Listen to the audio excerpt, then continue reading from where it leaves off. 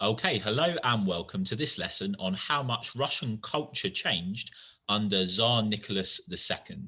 This lesson is going to be particularly useful for you if you're an AQA A-level student studying the Tsarist and Communist Russia from 1855 to 1964 unit. However, it could also be useful to you if you've got a general interest in Russian history, and in particular, Russian history leading up to the First World War in 1914.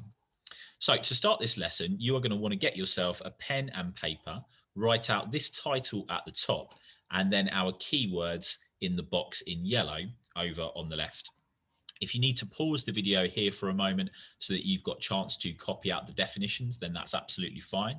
And what I'll now do is go and explain some of these keywords for us. So, first keyword is patriarchy. I think a few years ago, this word might not have been so familiar, but it's become, especially for young people, a word that we're increasingly aware of. And what it basically means is rule by men, or a kind of superiority in the power balance between men and women, where men are dominant over women. So that's patriarchy. Then we've got tercentenary. So this is a 300-year anniversary celebration. And in this case, it's the 300-year anniversary celebration of the Romanov dynasty, which was the family that were sort of controlling the Tsarist state through this time. So that happens in 1913. Next, we've got illiteracy. So literacy just means the ability to read. If you're literate, you can read. And as you might guess, illiteracy, therefore, means the inability to read. It means you can't. Number 4 is realism. Now, the word has a lot of different meanings, but for our purposes for this lesson, realism was a style of literature, so a style of kind of novel, really, or plays as well, that was marked out by a kind of seriousness and an attempt to look at the human condition, so what it really meant to be alive and be a human being. And it was often quite dark. It was a very somber, serious, free of humour, and dark sometimes look at what it meant to be alive at that time. And it's associated with a series of Russians, for example, Anton Chekhov, who you can see a book cover of on the right there. Then we've got Chekhov himself, so he's an example of a realist writer. Next, modernism. This was an artistic style that was based around the rejection of conservatism and tradition. So it was a sort of out with the old, in with the new artistic style. And it was really based around a sort of wild abstraction. So you can see an example there of a painting by a modernist painter called Kandinsky. And it gives you an idea of the kind of wildness, the stylistic anarchy of those modernist painters. And then I've just given you 2 examples of figures from the modernist art world. So there's Marc Chagall, who's a modernist painter, and then no doubt I will mangle this pronunciation, Sergei Diaghilev, I believe, who is a modernist ballet producer. So if you get an exam question on this, those would be good details to be able to bring out. So where are we going in this lesson? What are our destination questions? Well, today we have 3. So question 1, what stayed the same in Russian culture under Tsar Nicholas II? I might well have just given you the impression that everything changed, but actually there were very significant continuities as well. Question 2, what changed? And then question 3, the sort of meta question behind both of those, what's the overall balance of continuity and change in Russian culture under the reign of Tsar Nicholas II? Was it characterized more by change or more by things staying the same? Hopefully by the end of the lesson, we should have a grip on those 3 questions. Just a little note before we get started today, I would advise you to use something called the Cornell note system while we are going through this lesson. And I just want to explain that to you now. It's going to be a really useful skill to you throughout your A-levels, and especially if you go on to university, it's a really helpful way of taking notes. So basically, the Cornell note system, let me just see if I can get my little box down there. The Cornell note system is when you split your page into 3 sections. Most of the page, as you can see on the little example there, is just your main notes. So your bullet points, your diagrams, your abbreviations, your paraphrasing, and so on. Your main notes go there. And that's sort of going to take up maybe 2/3 to 3/4 of your page going across and going down. Then on the left-hand side, you leave this little kind of bar, and that's for your cues. Now you fill that bit out straight after your class, so not during. During, you're only focused on your main note section, and then afterwards you go to your cues. And there you're going to want to write keywords, names, main ideas, possible exam questions, and that'll be really helpful as a kind of quick index of your notes and a guide to them. Then finally, at the bottom, you have what's called the summary. And this is just 1 or 2 sentences where you sum up what you've covered in that lesson. And it's really useful when you're going back for revision. So this is called the Cornell note system. And I recommend you use it while we go through the lesson. Okay, so let's get into this. We're going to start with an image. So just take a few moments to have a look at this. See what you can see. Start at the basic level. And then if you're confident with what you're looking at, have a think about what you think that might be. There is a clue in one of your keywords. So if you guessed that this was the tercentenary of the Romanov dynasty, you are absolutely right. So this is part of the ceremonies in 1913, which really celebrated the Tsarist autocracy and the Romanov family. And it is an example of something that, at least outwardly, at least in terms of public appearance, was a strong continuity in Russian culture. However, as you can see from my title at the top there, there's an argument that actually there was change lurking underneath the outer appearance of continuity. So let's unpack a little bit together what that meant. So as we said, in 1913, Russia celebrates the tercentenary of the Romanov dynasty. And what that looked like was Russia seemed to be caught up in this overwhelming support for the Tsar and his family. It looked a little bit like what you might know as a jubilee in England today, where there seems to be a sort of outburst of affection for the royal family, except that the tercentenary would have been on an even higher level than a British jubilee for the British royal family. It seemed to be a real outpouring of respect and admiration and support for the apparatus of the Tsarist autocracy. And if you think about it, they sorely needed that. They've been through this period of rising opposition, which had sort of crescendoed in the 1905 revolution that Nicholas II had barely escaped out of, and only at the expense of creating the Duma and so on. And so he really needs something to shore up the authority of the Tsarist state. And he hopes that the tercentenary will provide that. So again, Nicholas saw that as a chance to sort of reassert his authority and the divinely ordained authority of the position of the Tsar. The Russians believed, or at least they were supposed to believe, that there was this sort of mystical connection between the Tsar right at the top and the Russian people as a whole, and that the Tsar had this God-given right to control Russia. And he needed to reassert that against all of these democratic forces that had been gathering in Russia and undermining the legitimacy and power of the Tsar. We've also got to remember that there were other things at play, like the role of Rasputin, the rumors that Rasputin had been having an affair with the Tsarina, the Tsar's wife, and all of these things were contributing to undermine him. And so he needed to sort of blast back with something like the tercentenary to shore up his position. However, even in the tercentenary, there was a sort of spectre of change at play on the day. And that came through in one of the speeches when one of the men speaking mentioned the State Duma. Now, that might seem like it shouldn't be controversial.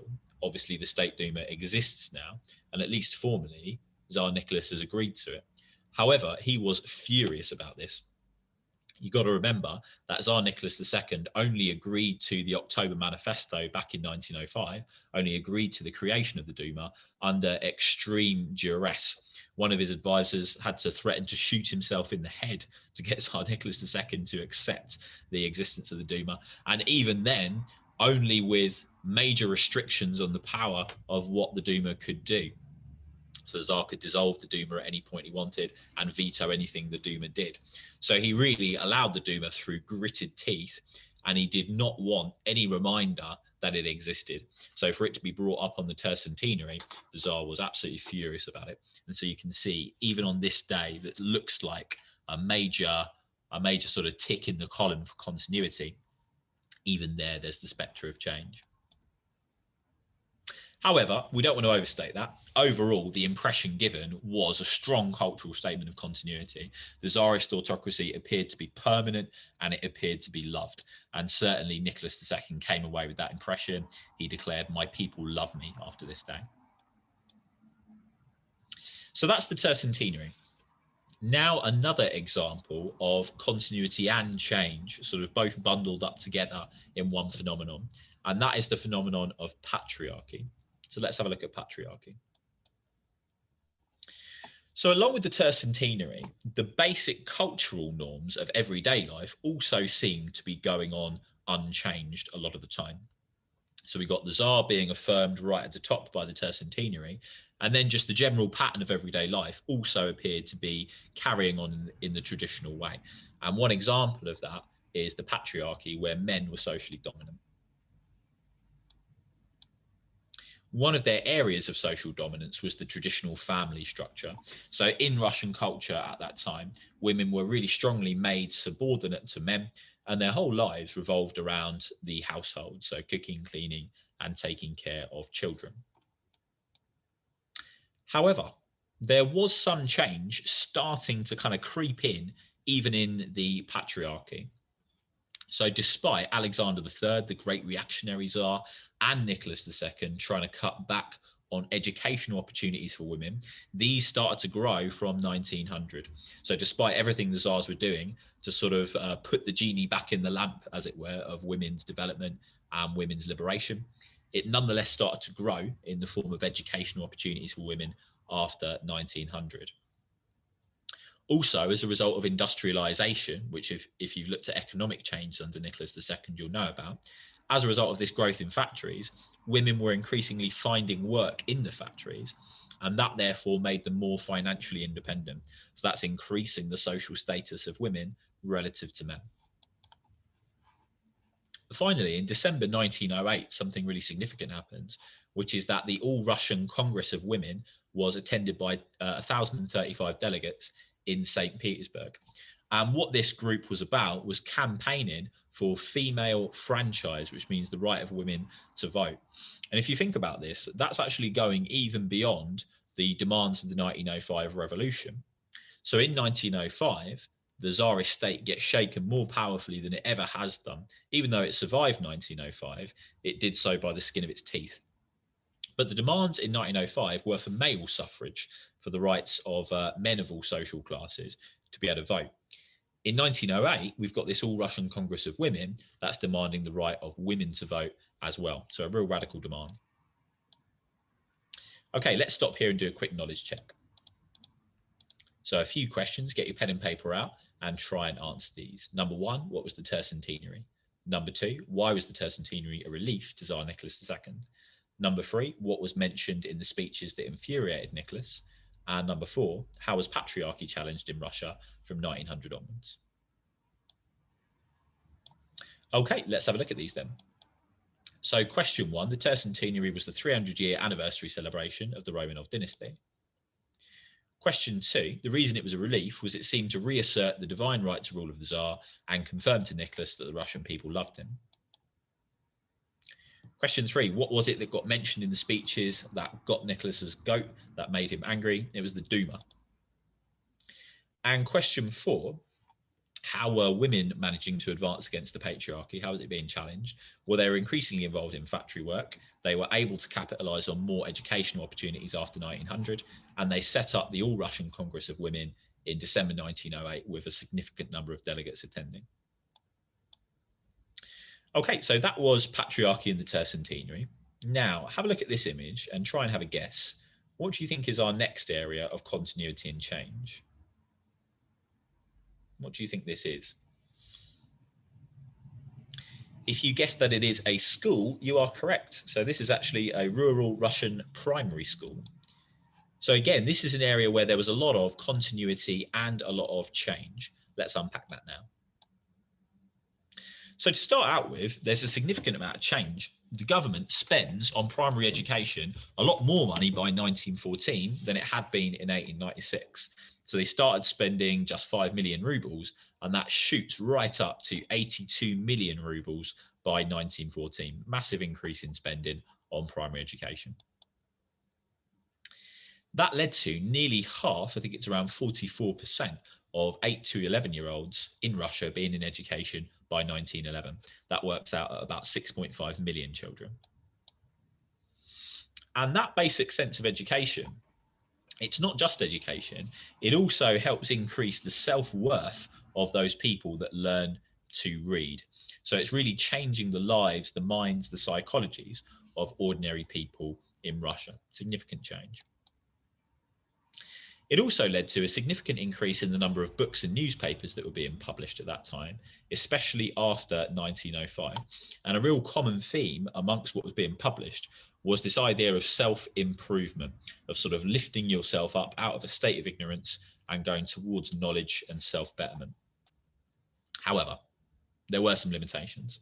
So in the primary schools, for example, only a third of students were girls, and urban areas, the cities, were much better served than rural areas in the countryside. So there are some bits of unevenness and disparity in terms of who is getting this new education. And by 1914, 40% are still illiterate. Now, that is a huge, huge decrease in the number of people who were illiterate compared to the start of the course in 1855. But it's not like everyone could now read. A huge chunk of the population, almost half, are still illiterate by 1914. So that is education. We're now going to move on to literature. Now, I mentioned in the keywords that realist literature was a sort of focus point of cultural change in Russia at this time. And I just want to show you a couple of quotes from our exemplar author, Anton Chekhov. So this is one. He says, "You ask, what is life? That is the same as asking, what is a carrot? A carrot is a carrot, and we know nothing more." An interesting quote from Chekhov there. And then another one here. Listen to what he says. "I was oppressed," that means sort of like worn down. "I was oppressed with a sense of vague discontent and dissatisfaction with my own life, which was passing so quickly and uninterestingly. And I kept thinking it would be a good thing if I could tear my heart out of my breast, that heart which had grown so weary of life." Now, that might just seem like moody and depressing, but the reason it's culturally significant is that it cuts against the orthodoxy of the Orthodox Church, the established spiritual tradition in Russia, which would not have had any truck with this kind of nihilism, with this kind of depressive philosophy, or as Chekhov would have argued, this realist philosophy. They would have looked at everything through a religious lens that would have ultimately viewed things optimistically, in the sense that there was a pleasant afterlife waiting for people if they followed the rules of the church. So realism presented a kind of challenge, a kind of subversion to the traditional cultural beliefs in Russia. So let's get into the details. So as we said, people like Chekhov, they're producing this whole stream of books, stories, and plays in this period. And these works of literature are radical in that they try and address the problems of Russian society head on. Remember, Tsar Nicholas II, he's very much characterized by this attempt to stick his head in the sand. He tries to ignore the problems of Russian society, just like he wanted to do with the Duma. But the realists are looking at them without blinking. They're taking them on head on.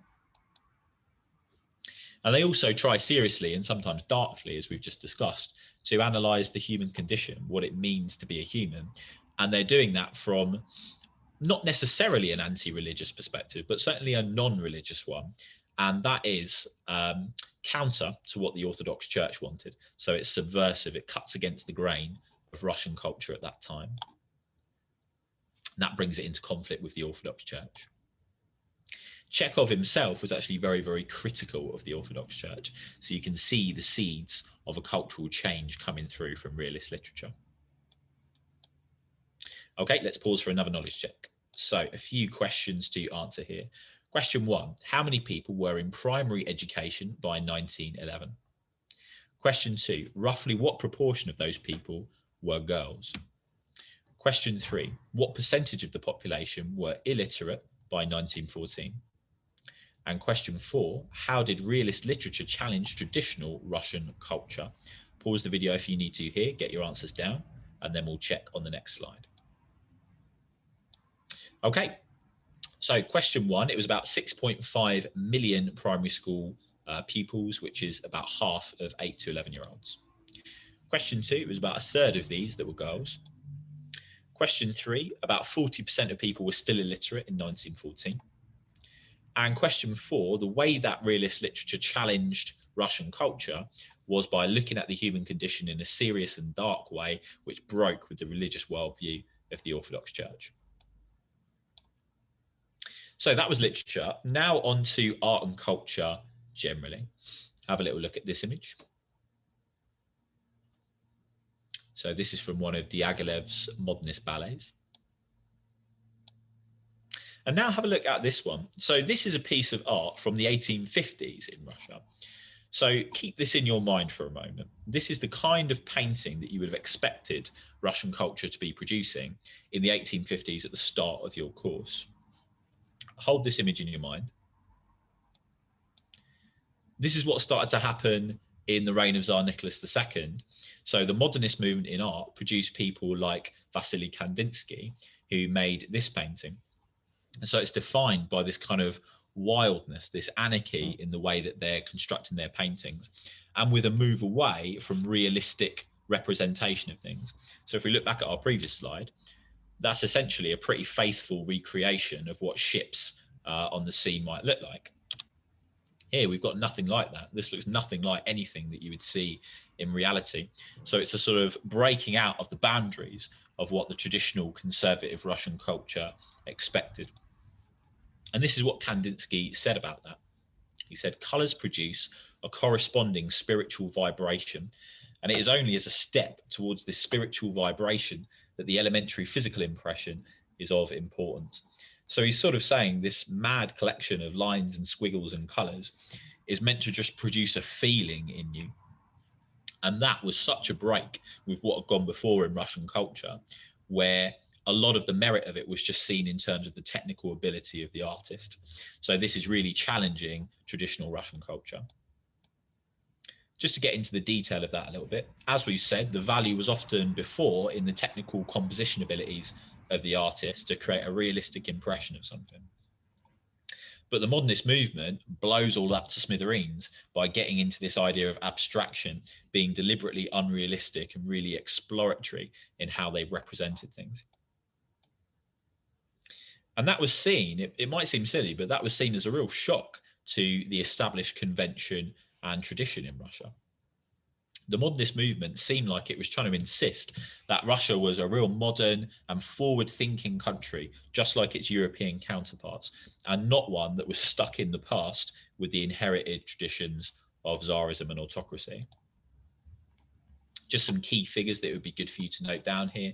Painters like Mark Chagall and Vasily Kandinsky, the ballet producer, Sergei Diaghilev, and also the music of Igor Stravinsky.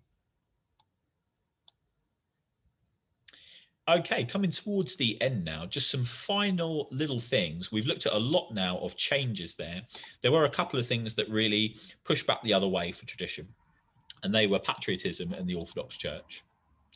So despite all those changes, two really powerful bulwarks of tradition were there still, patriotism and orthodoxy.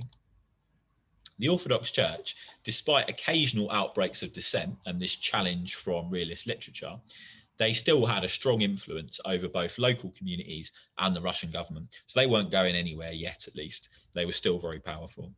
And patriotism, the belief in one's own country, that showed itself to be just as strong as it ever had been at the outbreak of the First World War in 1914. So final task for today then. Oh, it looks like we've got a little bit cut off there.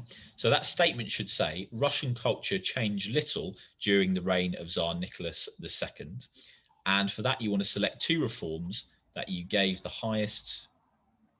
Oh, we seem to have a problem with this slide in general. Okay, I'm going to have to explain this slide verbally.